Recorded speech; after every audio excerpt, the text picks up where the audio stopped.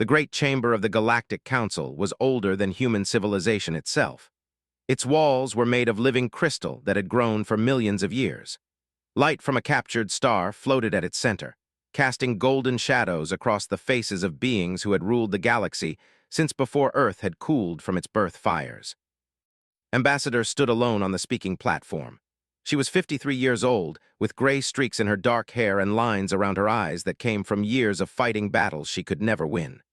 Behind her, a hologram showed the blue and green world of Earth, spinning slowly in the darkness of space. Around her sat the elder species. There were tall beings made of living crystal, their bodies catching the light and breaking it into rainbows. They had been traveling between stars when humans were still learning to make fire.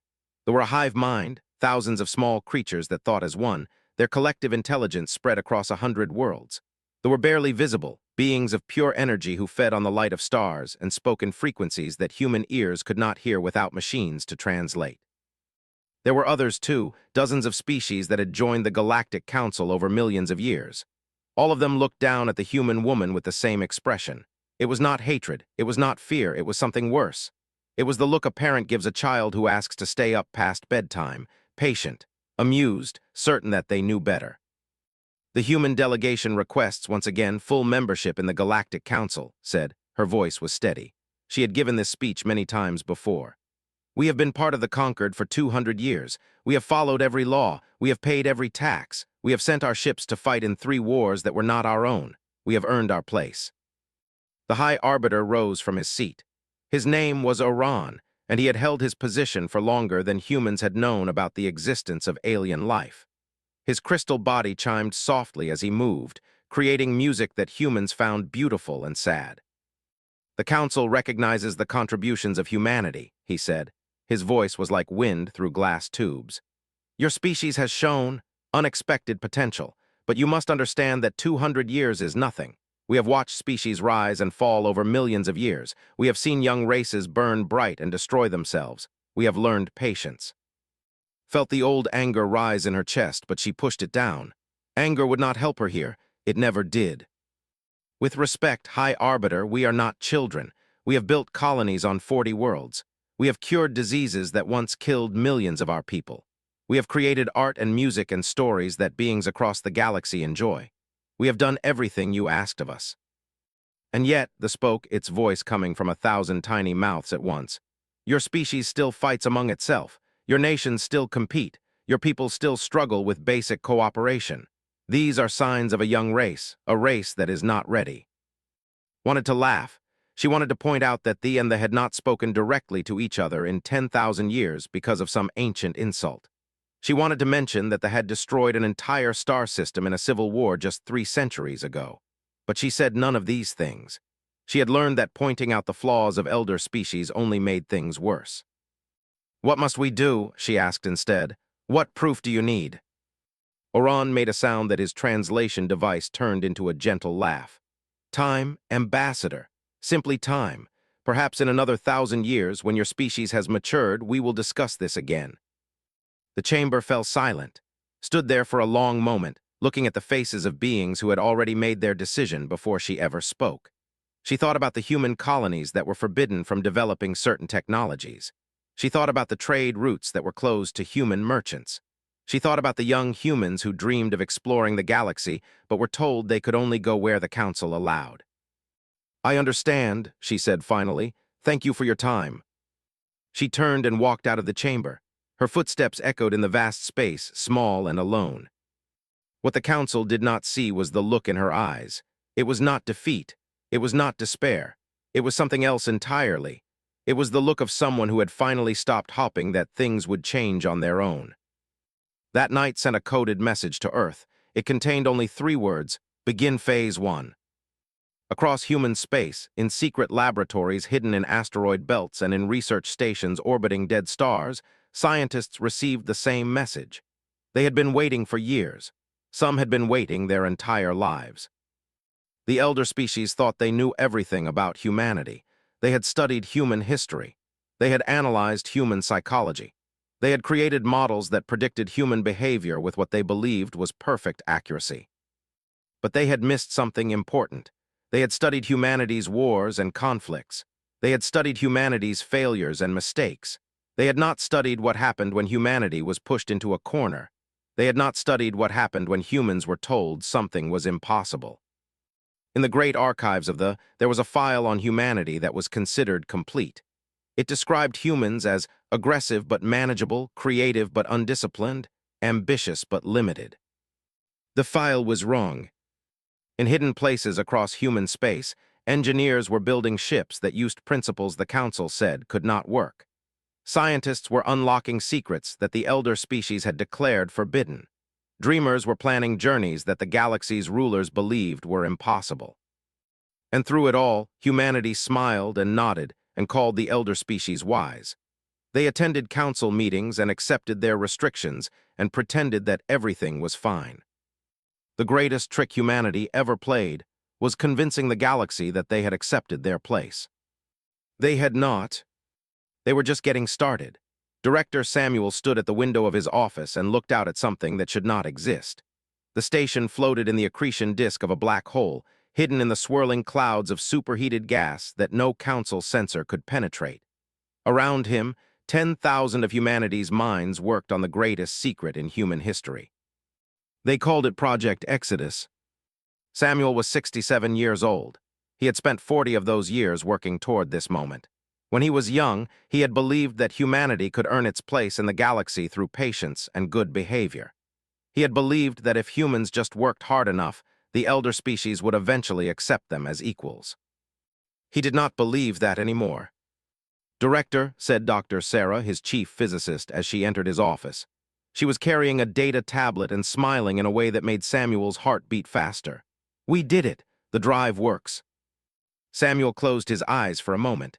He had waited so long to hear those words. "Show me," he said. They walked together through corridors carved into asteroids, past laboratories where scientists worked around the clock, past living quarters where families had made homes in the darkness between stars. The station held 50,000 people, and none of them existed according to council records. The drive chamber was vast. At its center sat a machine that looked almost simple, a ring of strange metal surrounding empty space. But Samuel knew that this simple-looking device would change everything. "The Council believes that intergalactic travel is impossible," Sarah explained as they walked. "They say the void between galaxies is too vast, too empty. Their ships would take millions of years to cross it." "But our ships will not use their methods," Samuel said. Sarah nodded.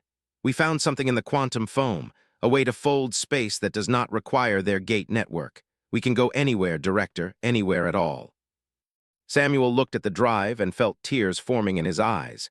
He was not a man who cried easily, but he was thinking about his grandmother, who had been a permit to visit another star system because humans were not trusted to travel freely. He was thinking about his father, who had designed starships that the Council said humans were not advanced enough to build. "How long until we can produce these at scale?" he asked. 5 years, Sarah said. "Maybe less if we push hard." Samuel nodded. "Then we push hard." Across human space, the preparations continued in secret. On Earth, factories that officially produced farming equipment were actually building components for colony ships. On Mars, engineers tested life support systems that could keep people alive for generations. On the moons of Jupiter, geneticists preserved the DNA of every species that had ever lived on Earth. The Council noticed nothing. They had stopped paying close attention to humanity long ago. Humans were a minor species, restricted and contained, not worth watching too carefully. This was exactly what humanity wanted them to think. Ambassador continued to attend council meetings. She continued to make requests that she knew would be. She continued to smile and accept rejection with grace. But now there was a light in her eyes that had not been there before. She was no longer fighting for acceptance. She was buying time. "The humans seem quieter lately," they observed during one council session.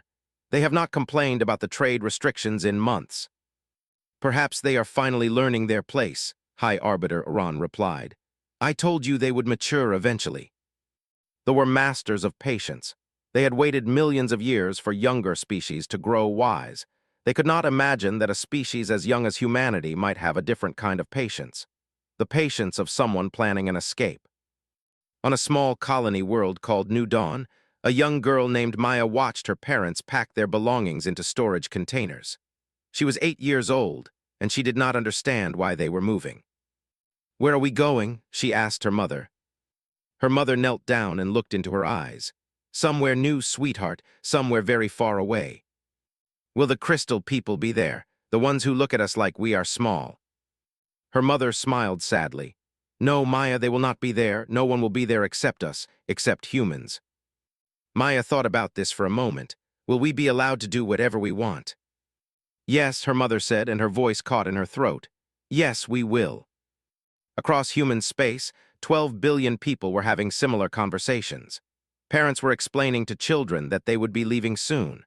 Old people were recording messages for descendants who would live in a galaxy far from Earth. Young couples were deciding whether to have children now or wait until they reached their new home. Not everyone was going. Some humans chose to stay behind, either because they believed the council would eventually change or because they could not imagine leaving the stars they had always known. These choices were respected. Humanity would not force anyone to come. But most chose to leave. Most had grown tired of being treated like children by species who refused to see them as equals. Most had dreams that the council would never allow them to chase. Director stood before a hologram of the Milky Way galaxy. It was beautiful, a spiral of 400 billion stars, the only home humanity had ever known. He reached out and touched it, watching the light play across his dark skin. "We will miss you," he whispered to the galaxy, "but we cannot stay where we are not wanted." Behind him, the construction continued. Ships were being built in pieces, hidden across 1,000 worlds. Supplies were being gathered, plans were being made. The council had given humanity a choice: accept being second-class citizens forever, or leave. They thought they knew which option humanity would choose.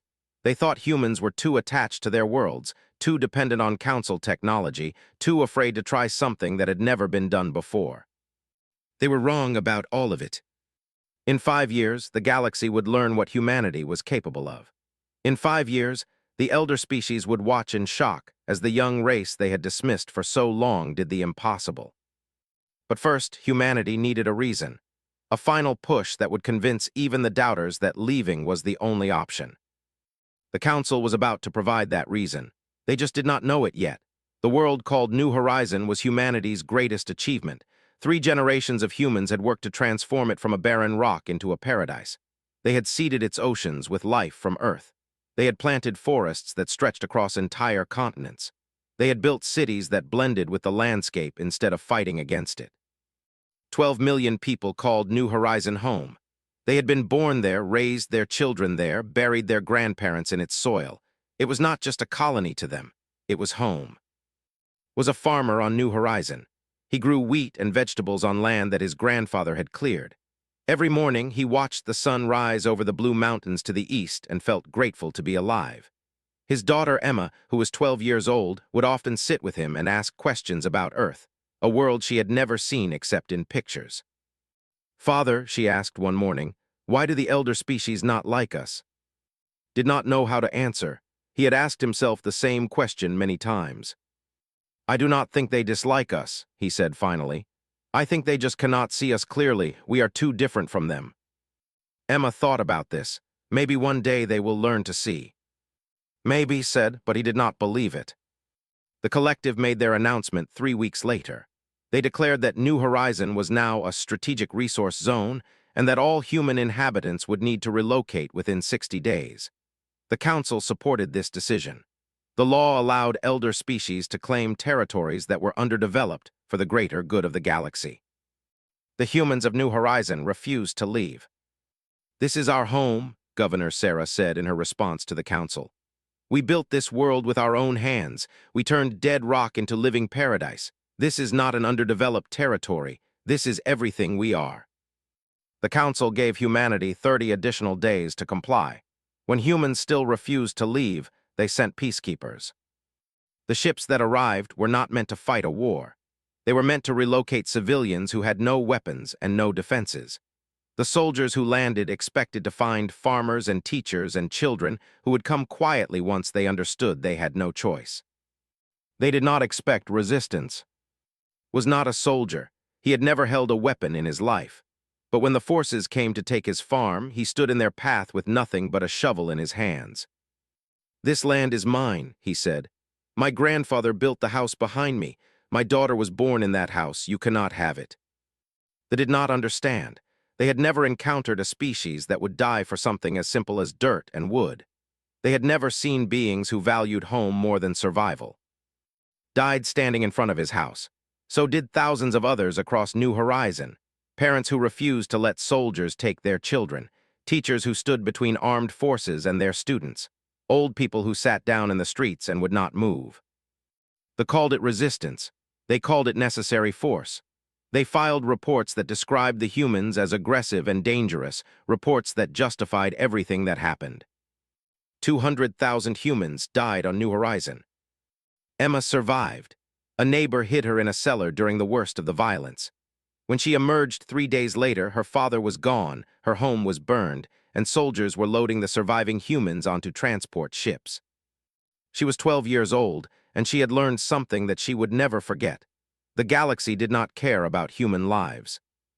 Ambassador received the news while preparing for another council meeting. She read the report 3 times, each time hoping that the numbers would change. They did not change. She walked into the council chamber with steady steps. Her face showed nothing. But inside, something had broken that would never be repaired. "The human delegation requests permission to speak about the events on New Horizon," she said. High Arbiter Oran nodded graciously. "The council grants 3 minutes." 3 minutes, 200,000 dead, and she had 3 minutes. Looked at the beings around her, the with their rainbow light, the with their 1,000 eyes, the floating like ghosts above their seats. She had spent her entire adult life trying to make these beings see humanity as equals. She had believed that words could change minds. She had believed that patience would be rewarded. She did not believe that anymore. "You have made your position clear," she said. Her voice was calm and cold. "We understand now. We have always understood. We simply hoped we were wrong." She reached up and turned off her translation device. The council members shifted in confusion as she continued speaking in a language they had never bothered to learn. It was English, the tongue of Earth, the words of a species they considered too young to matter. "You took our children," she said in her native language. "You burned our homes, you killed our people and called it peace. You will never see what we could have built together. You will never know what you have lost." She turned her translator back on for her final words. "You will not see us again." Then she walked out of the chamber and never returned. The council did not understand. They thought it was a dramatic gesture, a protest that would end in a few weeks when the humans calmed down and realized they needed the council's protection. But across human space, the message had been received. The doubters who had wondered if leaving was really necessary looked at the ashes of New Horizon and made their decision. The planners who had been taking their time suddenly worked faster. Director moved up the timeline. The ships were not quite ready. The supplies were not quite complete, but they could not wait any longer. In a hidden station orbiting a black hole, engineers worked without sleep to finish what they had started. In factories across human worlds, production increased to levels that should have been impossible. In homes and schools and hospitals, people began to say goodbye to the galaxy that had never wanted them. Emma was placed on a transport ship with other survivors from New Horizon. She did not speak. She did not cry. She just looked out the window at the stars, thinking about her father and her home and the world she would never see again. One day, she would help build something new. One day, she would have children of her own and tell them about New Horizon, about the grandfather who had cleared the land and the father who had died defending it. But first, humanity had to leave. The clock was ticking. It began on a Tuesday. High Arbiter Oran was reviewing trade reports when his assistant interrupted him with news that made no sense. Human ships were launching, not just a few ships, thousands of them, tens of thousands. They were rising from every human world at exactly the same moment, as if someone had given a signal that the entire species had been waiting for. "This is impossible," he said, watching the sensor data scroll across his screen. "We would have detected construction on this scale." But the ships were there. Colony vessels larger than anything the Council had authorized. Transport carriers holding millions of people. Supply ships packed with enough resources to support civilizations for centuries. They had been hidden in asteroid fields, in the atmospheres of gas giants, in the dark spaces between stars where no one had thought to look. The Council emergency session was chaos. Representatives from every elder species demanded answers that no one could provide. How had humans built so many ships? How had they hidden them? Where were they going? "Block the gate network," they commanded. "They cannot leave without our gates." But the human ships were not heading toward the gates. They were moving toward the edge of the galaxy, toward the great void between the Milky Way and its neighboring galaxies. They were going somewhere that no one had ever gone before. "They cannot survive the crossing," a representative said. "The void is empty. There is nothing to sustain them. This is mass suicide." Director Samuel watched from the bridge of the lead ship as the Council's moved to intercept them. He was not afraid. He had been waiting for this moment for most of his life. "All ships report ready," his communications officer said. Samuel nodded. "Begin the fold." Across the human fleet, engines that the Council said could not exist powered up. Space began to bend in ways that elder species physicists had declared impossible. The fabric of reality twisted and folded, creating shortcuts through dimensions that the galaxy's rulers had never discovered. The Council warships fired their weapons. Energy beams and missiles streaked toward the human fleet. They hit nothing. The human ships were no longer entirely in normal space. They existed partly in the folds between dimensions, passing through matter as if it were not there. "What are they doing?" Oran demanded. "What technology is this?" No one could answer him. The best scientists of a dozen elder species watched in stunned silence as humans did something that should have been impossible. 200 years of being told they were too young, too primitive, too limited, and now they were leaving in a way that no other species had ever achieved. The human fleet paused at the edge of the galaxy.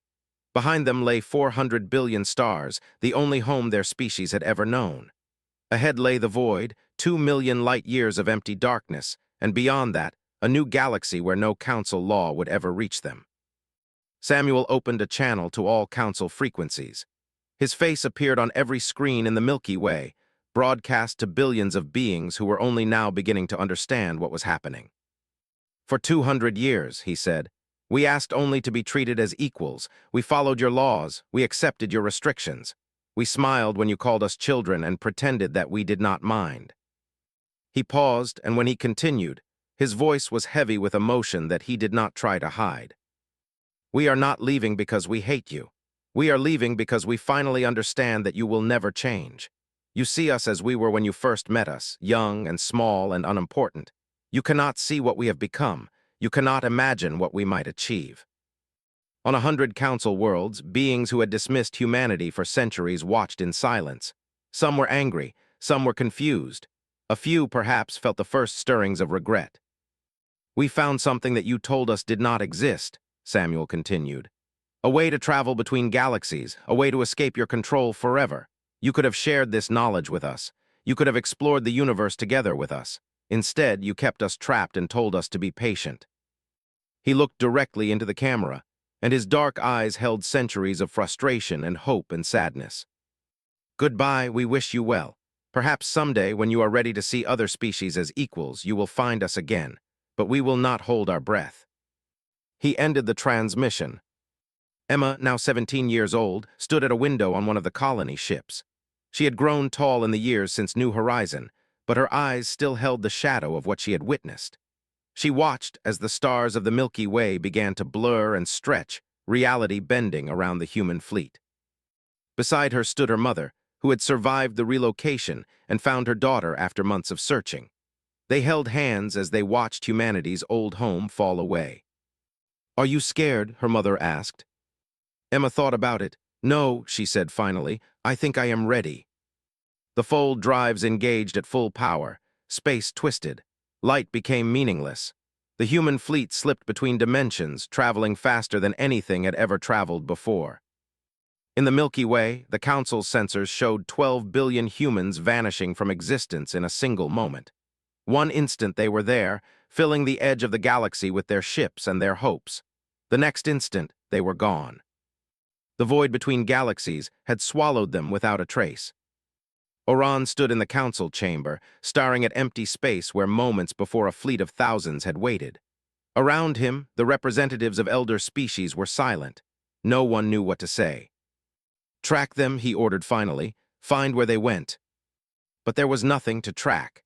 The human fold technology left no trail, created no disturbance that sensors could follow. Humanity had stepped through a door that the Council did not know existed and closed it behind them. For the first time in millions of years, the galaxy felt quiet.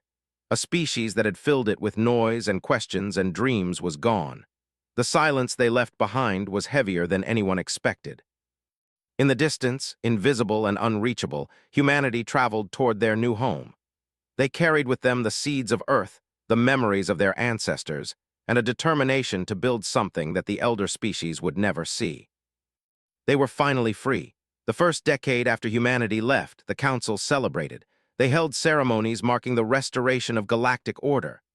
They removed human names from star maps and erased human contributions from historical records. The troublesome younger species was gone, and the galaxy could return to the way it had always been. High Arbiter Oran addressed the Council with satisfaction in his voice.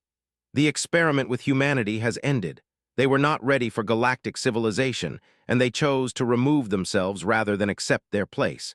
This is for the best." The elder species agreed. They told themselves that nothing of value had been lost. Humans had been a minor species, barely worth remembering. The galaxy would continue as it always had. But slowly, things began to change. The first problem was small. A border dispute between the and the that had been quiet for 10,000 years suddenly became active again. Both species demanded that the Council settle the matter, but there was no one to mediate. Humans had always served as neutral parties in such disputes, too young to have ancient grudges, too stubborn to give up until both sides were satisfied. Without them, the argument grew. Words became threats. Threats became military movements. Within 20 years, the end had stopped speaking entirely. The second problem was larger. Across the galaxy, dozens of worlds that had depended on human trade began to suffer. Humans had specialized in goods that elder species considered beneath them. Simple medicines, basic tools, agricultural products. They had traded with everyone, asked few questions, and kept prices low. Now those goods were gone. The species that had relied on them scrambled to find alternatives, but none were as efficient or as affordable. Planets that had been prosperous became poor. Populations that had been healthy began to sicken. The third problem was the hardest to measure. It was a kind of silence, an emptiness where something had once been.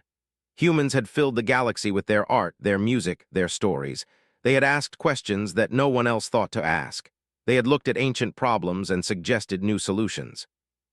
Without them, the galaxy felt smaller somehow, less interesting, less alive. 50 years after the departure, a young scholar named began researching human history. She was curious about the species that her elders refused to discuss. She dug through archives that had been marked for deletion, found records that had been hidden away, listened to human music that had been banned from public broadcast.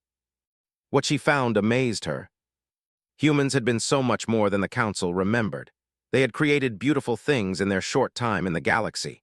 They had solved problems that elder species had abandoned as impossible. They had loved fiercely, dreamed boldly, and never stopped believing that tomorrow could be better than today. Wrote a paper about her findings. She was expelled from her university and banned from academic work. But her paper spread anyway, and shared by young beings across the galaxy who had begun to wonder about the species they had never met. 100 years after the departure, the galactic conquered began to fracture. Old alliances broke. New conflicts emerged. They retreated to their stellar nurseries and refused to participate in galactic affairs. The collective split into factions that fought among themselves. Without humanity to bridge the gaps between species, the elder races discovered how much they had always depended on them. Humans had been the connective tissue of galactic civilization, the one species that could talk to everyone, understand anyone, and find common ground where none seemed to exist. High Arbiter Oran died 150 years after the departure. His last words were a question that had haunted him for decades. Were we wrong? His successor had no answer. 200 years after the departure, a new High Arbiter named Aura stood before the Council and spoke words that would have been unthinkable to her predecessors. "We were wrong," she said simply. We drove away a species that could have been our greatest partners. We called them children when they were already becoming something greater than we understood. We feared them because they changed and grew while we stayed the same. She gestured to the star charts that showed the void between galaxies, the emptiness where humanity had disappeared. We do not know where they went. We do not know if they survived the crossing. We know only that we lost something precious, something that we can never replace, and we have no one to blame but ourselves. The council chamber was silent. For the first time in memory, the elder species had no wise answers, no patient explanations, no certainty that they knew best. They had only regret. Far beyond the Milky Way, in a galaxy that humanity had named New Dawn, Emma was 167 years old. Medical technology that humans had developed after leaving the council kept her alive and healthy. She had seen things that no human before her had ever seen. New stars, new worlds, new forms of life that had never known the touch of elder species. She had also had children, and great. She had told them all the story of old Earth, of the Milky Way, of the council that had refused to see humanity as equals. She told them about New Horizon, about her father who had died defending his home, about the long journey through the void that had brought them here. Her great-granddaughter Maya, named after a girl Emma had known long ago, sat beside her and listened. "Do you hate them?" Maya asked. "The elder species." Emma thought about it for a long time before answering. "I used to," she said, "when I was young and angry and full of grief, but hatred takes energy and we had better uses for our energy. We had worlds to build, mysteries to solve, dreams to chase. The elder species are far behind us now, trapped in a galaxy they thought they ruled. They have to live with their choices. We have the future." Maya looked out the window at the stars of their new home. Humanity had spread across 100 worlds in this galaxy. They had built cities and forests and oceans. They had created art and music and stories that the Milky Way would never hear. They had become something new, something free. "Do you think they ever learned?" Maya asked. "The elder species." Emma smiled sadly. "I hope so, I truly do, but it does not matter anymore. Their journey is their own, ours is here." She took her great-granddaughter's hand and watched the sunset on a world that had never known war, had never known oppression, had never known the weight of being told you were not good enough. Back in the Milky Way, the descendants of the species who had once ruled the galaxy still looked toward the void between galaxies.